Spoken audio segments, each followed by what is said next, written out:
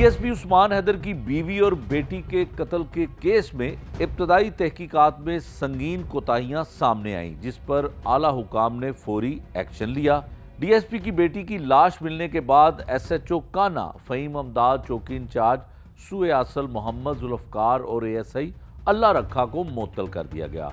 इब्तदाई कार्रवाई में एसएचओ ने लड़की की लाश के पोस्टमार्टम के बाद सिर्फ 174 की कार्रवाई की और काना पुलिस स्टेशन ने दफा 302 के तहत मुकदमा दर्ज न किया, जबकि लाश को लावारिस समझकर तदफीन कर दिया गया। डीआईजी इन्वेस्टिगेशन प्रेस कॉन्फ्रेंस में अब क्या बताना चाह रहे हैं, इस केस में की जाने वाली तहकीकात, कानूनी पहलू और मुअत्तल अफसरान के खिलाफ किए गए इकदामात क्या हैं, आइए सुनते हैं। ये मुकदमा दर्ज हुआ था 18/10/2025 को, जिसमें उस्मान हैदर का मौक़िफ़ था कि उसकी बेटी खानसा उस्मान और उसकी बीवी समिया उस्मान को अगवा कर लिया गया है।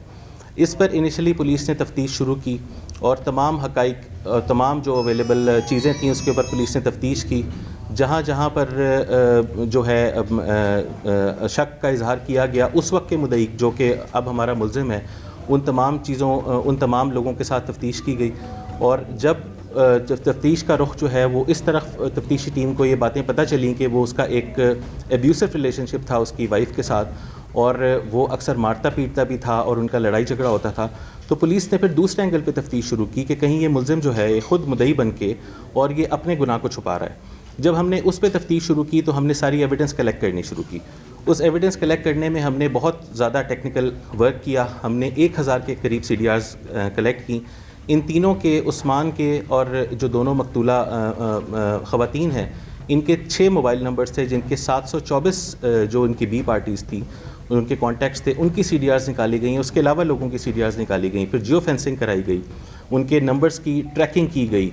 और ये तमाम चीज़ें जब हमारे सामने आई, इसकी जब हम ट्रैकिंग की, उसमें हमने हमारी बड़ी लाहौर की जो सबसे हमारे पास अच्छे ऑफिसर्स थे वो तमाम इसके साथ इन्वॉल्व रहे, जिसमें मैं नाम लेना चाहूँगा। हमारी SP कैंट हैं, SP मॉडल टाउन हैं, SP CRO हैं, SP सदर यहाँ पे मौजूद नहीं है लेकिन वो भी इसके साथ इन्वॉल्व रहे।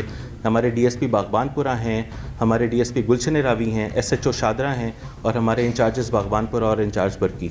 इन लोगों ने इससे बहुत काम किया, बड़ी मेहनत से काम किया। और स्पेशली हमारा एक और भी नाम लेना चाहूँगा, हमारे हुसैन फारूक जो हमारे इंचार्ज CRO हैं, टेक्निकल हैंड, उन्होंने बहुत अच्छा उस पर वर्क किया और SSP साहब की सरबराही में बड़ा अच्छा काम हुआ। ये इसमें सारे जब टेक्निकल एविडेंस हमने देखी, इनकी मूवमेंट ट्रैकिंग की और उसमें हमें सस्पिशन लगा उस्मान की मूवमेंट में कि वो जो 25, 26, 27, जो 27 को जब वो कहते हैं कि जी वो चली गई हैं कहीं घर से, उससे 2-3 दिन पहले का जो उसका मूवमेंट पैटर्न है वो बड़ा सस्पिशियस था। उस पर हमने मज़ीद काम करना शुरू किया और हमें कई जगहों पर उसका मोबाइल जो है वो, अब जो कुएँ की रात, जो एक्चुअली जिस रात को मर्डर हुआ है वो 25 की रात को हुआ है, उस रात को उसका मोबाइल फ़ोन ऑफ हो जाता है 4 से 5 घंटे के लिए। उसके अलावा उसकी जो उससे अगले दिन की एक्टिविटी है वो बहुत सस्पिशियस थी, जिससे हम मज़ीद शक में पड़े और हमने इसको प्रोब करना शुरू किया। हमने घर का जो उसका घर था जहाँ पर ये मकतूला दोनों ख़वातीन रहती थीं और उस्मान हैदर, जिसकी 2 शादियाँ थीं, ये उसकी पहली बीवी थी, इससे 20 साल पहले शादी हुई थी। इसकी एक और शादी है जो कि 18 साल पहले दूसरी शादी हुई थी। तो हमने उस घर का दोबारा मुआयना किया, PFSA की टीम के साथ किया और स्पेशल इंस्ट्रूमेंट्स के साथ। वहाँ पर हमें कुछ ब्लड स्टेन्स मिले। हमने उन ब्लड स्टेन्स को असर्टन करना शुरू किया तो वो मर्डर पैटर्न नहीं था लेकिन वो ब्लड मैच होता था।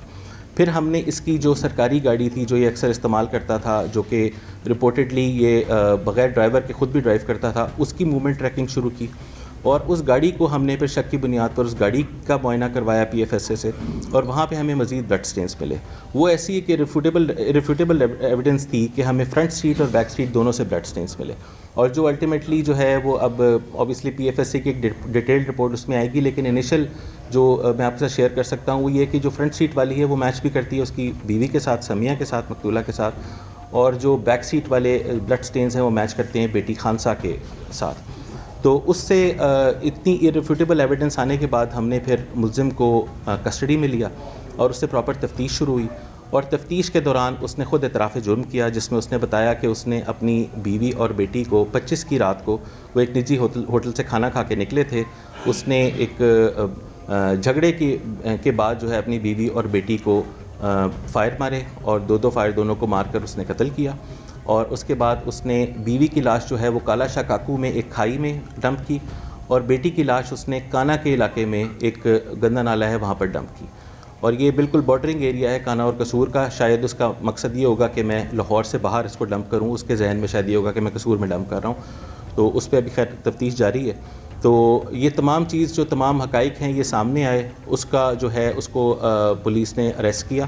اور یہ کیونکہ ایک ڈبل مرڈر ہے اور ایک بہت ہی ہینس اوفینس ہے, میں ہماری جو پوری ٹیم ہے میں اس کو مبارکباد دینا چاہوں گا. انہوں نے بہت اچھی تفتیش کی اور ٹیکنیکل تفتیش کر کے پراپر جو ایک سائنٹیفک بنیادوں پر تفتیش ہوتی ہے اس کے بعد ملزم کو نہ صرف بے نقاب کیا, ملزم خود جو کہ ایک پولیس کا ایک گزٹڈ آفیسر تھا اس کو بے نقاب کیا, اور اس کو اب انشاءاللہ ہم پراپر تفتیش کر کے مضبوط چالان بنا کر کیفر کردار تک پہنچائیں گے.